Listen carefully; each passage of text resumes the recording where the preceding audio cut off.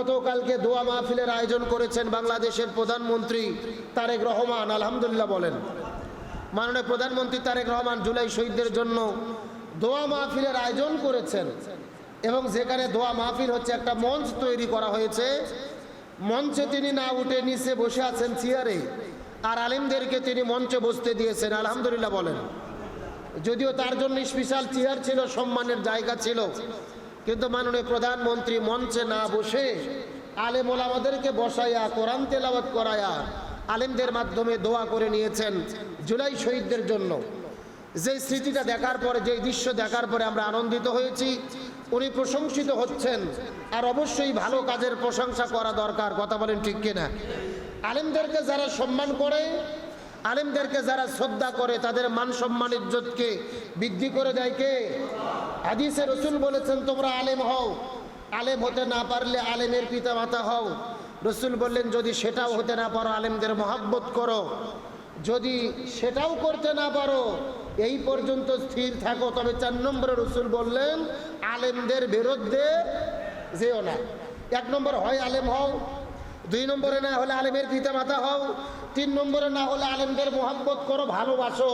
তবে খবরদার আলেমদের বিরোধী শক্তি হইও না। তাহলে যারা আলেমদের মহব্বত করবে, ভালোবাসবে, তাদের মান সম্মান ইজ্জতকে বাড়াইয়া দেবে। রসুল বলছেন মান তাশাব্বাহা বিকওম ফাহুয়া মিনহুম, যার সঙ্গে যার মহব্বত তার সঙ্গে তার কিয়ামত। যারা আলেমদের সঙ্গে মহব্বত রাখবে, সম্পর্ক রাখবে আলেমদের সাথেই, তাদের হাসর নাসর ঘটাইয়া দেবে কে?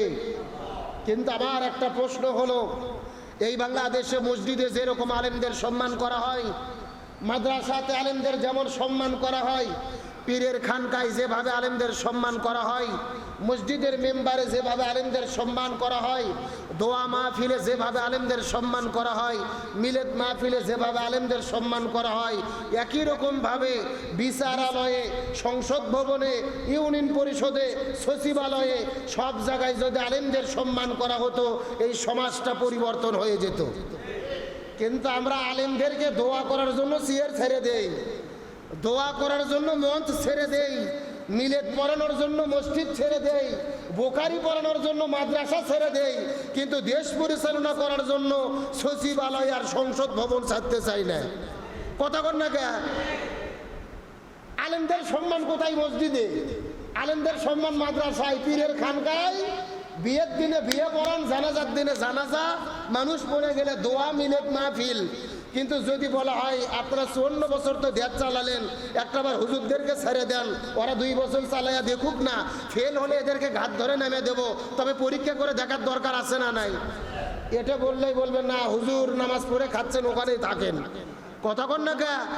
আপনি মিলাদ পড়াচ্ছেন পড়ান, দোয়া করেছেন করেন, ওপরে মঞ্চেই বসে থাকেন, তবে আসল চেয়ার ছাড়া যাবে না। ইমাম শব্দের অর্থ নেতা। ইমামের নেতাগিরি শুধু মসজিদে মানলে হবে না, সচিবালয়ে, সংসদ ভবনে, ইউনিয়ন পরিষদে, উপজেলা পরিষদে আলেমদের নেতাগিরি মানতে হবে। তার কারণ রসুল যেরকম মসজিদের ইমাম ছিল, পাশাপাশি সমাজেরও ইমাম ছিল। আর যতদিন পর্যন্ত মসজিদের ইমামেরা সমাজের ইমাম না হবে, ততদিন পর্যন্ত ভাগ্যের পরিবর্তন হবে না। আল্লাহ তাআলা আমাদের সবাইকে সঠিক বুঝ দান করুক, বলেন আমিন। আমার বন্ধুগণ, মুসলমান ভাইরা গভীর মনোযোগ লক্ষ্য করুন। এই জন্য রসুল বলেন তাম পৃথিবীর ভেতরে পৃথিবীর মানুষগুলো 4 ভাগে বিভক্ত। চিৎকার করে বলেন কয় ভাগে? আরো জোরে বলেন। তাম পৃথিবীর মানুষগুলো 4 ভাগে বিভক্ত। লক্ষ্য করে হাদিসটা বোঝার চেষ্টা করেন। তাম পৃথিবীর মানুষগুলো 4 ভাগে বিভক্ত। মানুষগুলোকে 4 ভাগে ভাগ করা যায়। প্রথম নম্বর ভাগ হলেন আল্লাহ তাআলা যাদেরকে ইলম দান করেছে, সম্পদ দান করেছে। মনোযোগ দিয়ে হাদিসটা বোঝার চেষ্টা করেন। 1 নম্বর যাদেরকে ইলম দান করেছে, আবার সম্পদ দান করেছে। 2 নম্বর যাদেরকে শুধুমাত্র ইলম দান করেছে কিন্তু সম্পদ দান করে নাই।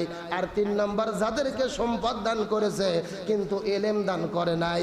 আর 4 নম্বরে হলো যাদেরকে ইলমও দান করে নাই, সম্পদ দান করে নাই। চিৎকার করে বলেন কয় প্রকার? ভালো করে বোঝার চেষ্টা করেন। এক নম্বর, আল্লাহ যাদেরকে ইলম দান করেছে পাশাপাশি সম্পদ দান করেছে। দুই নম্বর, যাদেরকে আল্লাহ তাআলা শুধু ইলম দান করেছে কিন্তু সম্পদ দান করে নাই। আর তিন নাম্বার হলো যাদেরকে শুধু সম্পদ দান করেছে কিন্তু ইলম দান করে নাই। আর চার নাম্বার হলো যাদেরকে ইলমও দান করে নাই, সম্পদও দান করে নাই। কয় প্রকার বললাম? এক নম্বর, সবাই একটু মুখস্থ করেন, পৃথিবীর মানুষ কয় ভাগে বিভক্ত? তাম পৃথিবীর মানুষেরা কয় প্রকার? প্রথম নম্বর প্রকার, আল্লাহ যাদের ইলমও দিয়েছে সম্পদও দিয়েছে।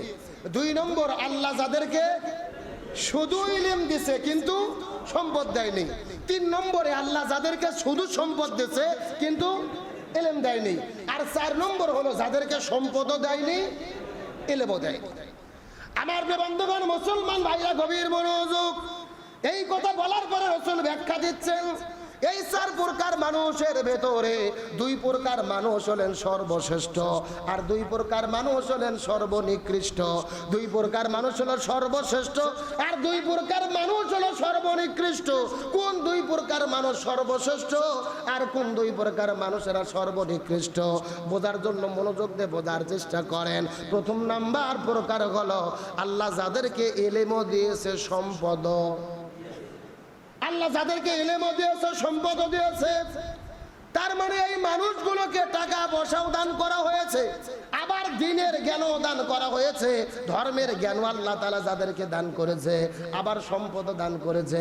এই মানুষগুলো সম্পদগুলো দ্বীনের পথে পরিচালিত করে, দ্বীনের পথে ব্যয় করে, যাকাত দেয়, ফিতরা দেয়, দান সদকা করে, গরিব দুঃখী মানুষের পাশে দাঁড়ায়, মসজিদ মাদ্রাসা তৈরি করে। একটা গরিবের মেয়ের বিয়ে হচ্ছে না, ওই মেয়েটির বিবাহের ব্যবস্থা করে দেয়।